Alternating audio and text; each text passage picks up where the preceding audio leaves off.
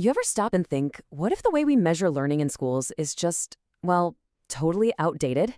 Today, we're going to dive into a completely different way of thinking about evaluation, and we're using the playbook from the Flying Wings International School to do it. Let's jump right in. And really, this is the big question, right? Does that one single test score actually tell the whole story? I mean, does a high-pressure exam really capture everything a student can do? I think a lot of us have felt that way, and today, we're going to look at a pretty compelling answer to that question. So let's break it down. Over here, you've got the old school way, cramming for that one big test, all about memorizing facts. But over here, you've got this modern idea that's all about real-world skills and tracking growth over time. It's a huge shift, and that's exactly what we're going to unpack. Okay, so what is this new philosophy really? Well, it's all about shifting to an evaluation that's, comprehensive. It looks at the whole picture. And maybe more importantly, it's totally student-centered. It's designed to help them actually succeed, not just pass a test. And just look at how much they're trying to measure here. It's not just about academic knowledge anymore.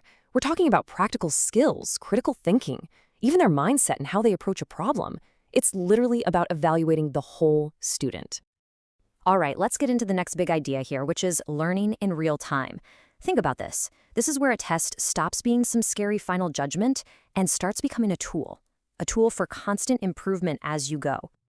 And that brings us to something called formative assessment. The best way to think about it is like, when you're on a road trip and you pull over to check the map, it's not the end of the journey. You're just making sure you're heading in the right direction. It's all about those little adjustments and guidance, not about slapping a grade on it. So how do they actually do this? Well, it's through stuff like regular quizzes and short exercises. It's about paying attention to class participation and discussions. And get this, it even includes having students assess their own work and their classmates' work. It's super active, it's always happening, and it's all about working together. Okay, so you've built that foundation of knowledge. Now what? The next step is absolutely key. How do you know if a student can actually apply what they've learned? This is where we go from just knowing stuff to actually doing stuff. Now, to be clear, this doesn't mean we're throwing out tests completely. Not at all.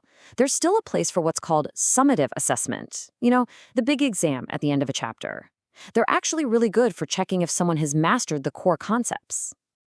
So yeah, you're still going to see the things you recognize, like a final exam or the grade you get on a big project. Think of them as benchmarks, kind of like a finish line that shows you how much you've learned and mastered.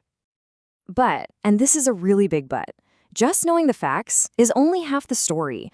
Real mastery, the kind that actually matters in the real world, is all about being able to apply that knowledge. So the real question becomes, how do you measure that? And that is where project and performance-based assessment comes in. This is so cool. Instead of just bubbling in an answer, students have to show what they know by actually doing something, creating a product, completing a task. It is literally learning in action. So what does that look like? Well, first, you start with a real-world problem. Then the students work together to create a solution. And finally, and this is key, they have to present and defend what they made. Think about it. In just one project, you're measuring problem-solving, creativity, and teamwork, all at once. And there are so many ways to do this. It's not just one thing. It could be performance-based, like doing a science experiment or running a business simulation. Or it could be a portfolio, which is basically a collection of a student's work that shows how much they've grown over time. It's a really deep toolbox. Okay, so we've talked about what you know and what you can do. But this new approach, it goes even deeper. It steps into an area that's frankly one of the most important things for success after you leave school. And that's where we get to holistic assessment. It's a fancy term, but it's basically about measuring those soft skills we're always hearing about. Your mindset, your attitude, your social and emotional skills. The stuff that actually determines if you can lead a team, work with others, or get back up after you fail.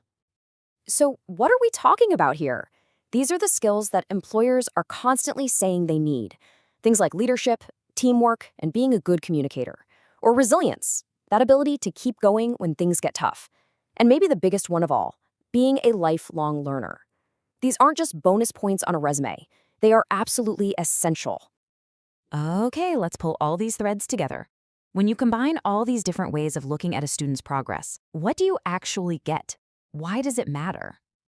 Well, it basically boils down to three huge benefits. First, the evaluation becomes comprehensive. It actually sees the whole student, not just their test score. Second, it's practical. It focuses on skills you will genuinely use in the real world. And because of those two things, it becomes meaningful. It's actually preparing students for their future.